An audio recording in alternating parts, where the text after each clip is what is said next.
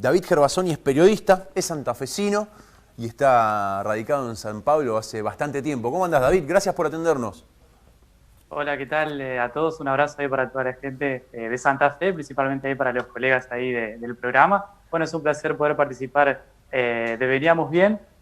Bueno, lamentablemente con esta información que venías comentando, ¿no? Brasil no para de batir récord de muertes, de contagios, y la situación es bastante desesperante, como bien lo mencionaba.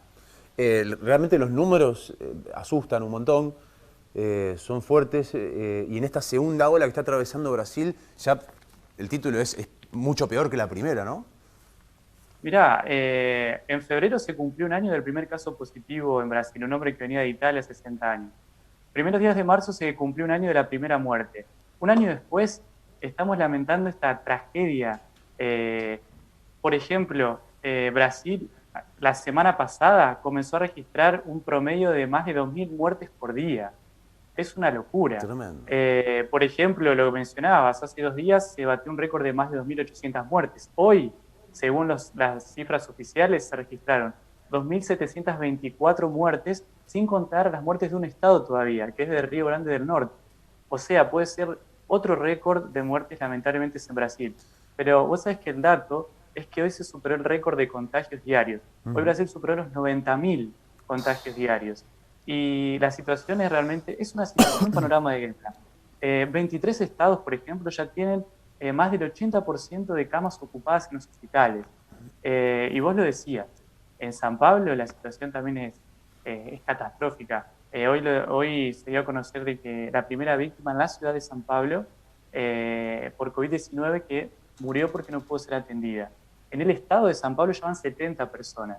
Y el dato es que hoy en día, hoy en la ciudad de San Pablo hay 400 personas esperando por ser atendidas en las unidades de terapia intensiva. Para que ese O dato es sea, tremendo.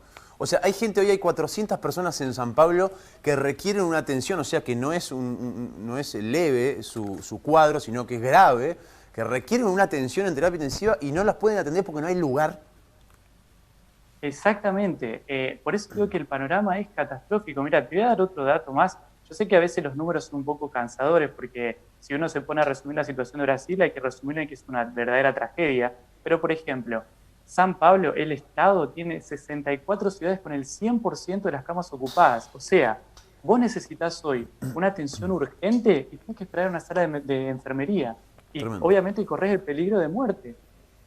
Y como yo te decía, eso en el estado de San Pablo, en la ciudad, hay 400 personas, más de 400 personas esperando por ser Tremendo. atendidas en terapia intensiva. Es tremendo, la verdad es David, tremendo y es... quiero consultarte dos cosas. Los números son realmente tremendos. La primera de ellas, socialmente, ¿cómo está actuando la gente? ¿Hay restricciones, no hay restricciones? ¿Usan barbijo, no usan barbijo? ¿Qué pasa con las escuelas? ¿Cómo ves vos el accionar social? ¿Es consciente? En tu caso vos estás en San Pablo. Estoy en San Pablo, sí, yo estoy en una ciudad del estado de San Pablo que estoy cerquita de la ciudad de San Pablo. Yacareí se llama la ciudad, una ciudad de 200.000 habitantes. Y en Brasil, ¿qué pasó? Lo que todo el mundo sabe. El presidente, inclusive hasta el día de hoy, se niega a esta pandemia, se niega a la gravedad de la pandemia. Obviamente la gente que apoya al presidente Bolsonaro la niega hasta hoy, es una realidad. Los números pueden asustar un poquito, hay la gente como que se da cuenta, pero hay un porcentaje importante de la población que sale sin barbijo a la calle, se aglomera, inclusive para el carnaval. Se tuvieron que desactivar un montón de fiestas de carnaval en la calle.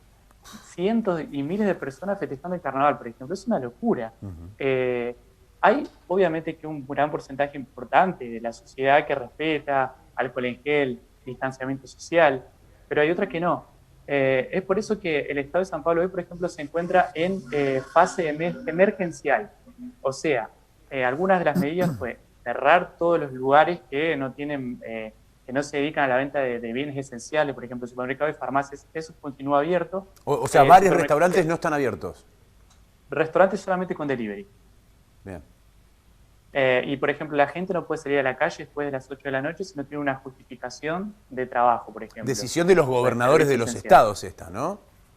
Esta fue una decisión del gobernador del estado de San Pablo, que es João Doria, que hoy por hoy, digamos, es el principal candidato, bueno, además de Lula, obviamente, ¿no? Pero es uno de los candidatos, digamos, de la oposición a Bolsonaro y, bueno, a veces se relacionan una cuestión política con las medidas que toma. Pero hoy, por ejemplo, el Estado de San Pablo se encuentra en esa fase emergencial, que es la más dura desde que comenzó la pandemia, una especie de toque de queda, entre comillas, como para que lo podamos entender, y medidas de restricción fuertes. Ahora, el control en la calle es escaso. O sea que medio que se dictaron las medidas, pero ya la responsabilidad queda en las personas, y por lo visto, y los números lo dicen, la responsabilidad está siendo bien baja, ¿no? La otra pregunta tiene más que ver con lo político. Lo voy a mezclar un poco con un contexto. Conocimos la decisión del máximo Tribunal de Justicia, del Supremo Tribunal, de la observación que hace, va a declarar básicamente nula la parte del proceso en contra de Lula da Silva. Ojo, no dijo que Lula es inocente por lo cual se lo juzgaba. Lo que dijo es el proceso ha sido amañado. El juez Moro claramente direccionó, de hecho, se dan a conocer publicaciones entre los fiscales donde el juez Moro decía a este tipo hay que meterlo preso sea como sea. Digamos, todo el proceso que termina con un Lula que no se puede presentar a las elecciones, preso más de 500 días, fue amañado. Eso dijo la Corte Suprema, por eso lo liberaron a Lula. Después estará la cuestión de fondo discutible o no discutible. En el medio de todo eso, Bolsonaro que echa a su ministro de Salud, que afronta a Brasil una nueva ola de la pandemia con estos números que vos dabas que son tremendos y un momento político muy particular. Ya de entrada Globo, que es un poco el Clarín, digamos, de Brasil, en números decía que Lula ganaba por 12 puntos si las elecciones fuesen hoy en Brasil. ¿Cómo está todo este combo político en Brasil? Bueno, es muy interesante lo que mencionás porque a pesar de esta situación trágica en Brasil, Bolsonaro, según algunas encuestas, mantiene ese 32% de intención de voto. Es muchísimo por todo lo que está pasando. O sea, el apoyo de la sociedad al presidente Bolsonaro sigue siendo muy fuerte. Ahora, creció un poco el descontento de la gestión de Bolsonaro en relación a la pandemia.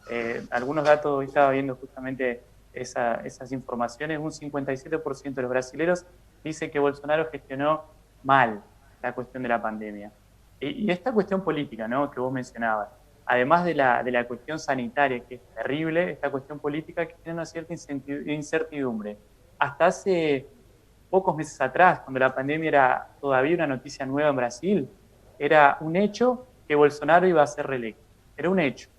Ahora, con toda esta cuestión, récords de muertos, pandemia, lo decías vos, Brasil hoy tiene el cuarto, o en realidad Bolsonaro nombró el cuarto ministro de salud. Sí, en esta estuvo más o menos bien, médico. Por lo menos nombró a alguien que tiene que ver con la salud y no un militar retirado, ¿no? Exactamente. Y eso es lo que hoy se celebra, que por lo menos un profesional de la salud. Ahora, ¿qué dijo el ministro de Salud cuando asumió? O cuando fue nombrado en realidad. Dijo, las políticas las toma el presidente, yo vengo a acompañar. O sea, y Bolsonaro tiene una postura negacionista todavía. Hoy, por ejemplo, salió a decir que ahora todos los muertos son de COVID. Y esa es una declaración. Las declaraciones que hace Bolsonaro desde que comenzó la pandemia parece que es una declaración para la tribuna, una declaración que se hace en la cancha, algo que lo puede decir cualquiera y no un presidente, no un jefe de Estado que tiene que realmente posicionarse en relación a esta situación tan trágica en Brasil. Bueno, el ministro de Salud dijo que le iba a acompañar, de alguna manera intenta cambiar ese discurso negacionista y dijo que había que hacerle caso a la ciencia, que hay que usar barbijo, que hay que respetar el distanciamiento. Pero bueno, yo creo que en este contexto político, en este contexto de gobierno de Brasil, creo que no va a haber mucha diferencia, por más que sea una personalidad del mundo de la salud. David, muchas gracias por tu tiempo, excelente informe, un gustazo saludarte. Además, ¿extrañás Santa Fe o no? Extraño. Siempre ahí tengo contacto con mi familia. ¿Sabes lo que extraño? Sentarme en la vereda, tomar unos mates, hablar un poco con la gente, cruzarme a los vecinos, saludarse. Extraño un montón. ¿Hace cuánto te fuiste? Eso es verdad. Hace 2 años que estoy acá. Está picante igual Santa Fe. Bueno, cuando vos estabas también estaba picante. Sí, lo que sí veo que me olvidé de los precios. Yo sé que... No. O sea, que me pasó que volví en el verano del 2019... Y me senté en el aeropuerto ahí, me compré una latita de gaseosa, 100 mangos. Yo decía, 100 pesos. No vayas hoy. No vayas hoy porque no, 100 pesos. Ahora no sé. Olvídate. Última, inflación promedio mensual en Brasil, con todo este bolonqui que venimos describiendo. Bueno, vos sabés que el año pasado, justo yo estaba hablando con un economista, la inflación fue del anual, te tengo ese dato anual, fue del 3,7, 4% más o menos. Lo mantiene por los últimos años Brasil, similar, cerca del 4%. Sí. Y yo les decía, vine acá a Brasil y descubrí que había una inflación del 3 y un poco por ciento y yo no podía creer, decía, qué bueno. Y le contaba un poco de los índices inflacionarios de Argentina y se quería morir, pero bueno. Es la realidad económica de cada país. David, un abrazo grande y gracias por tu tiempo. Un abrazo grande para todos ahí.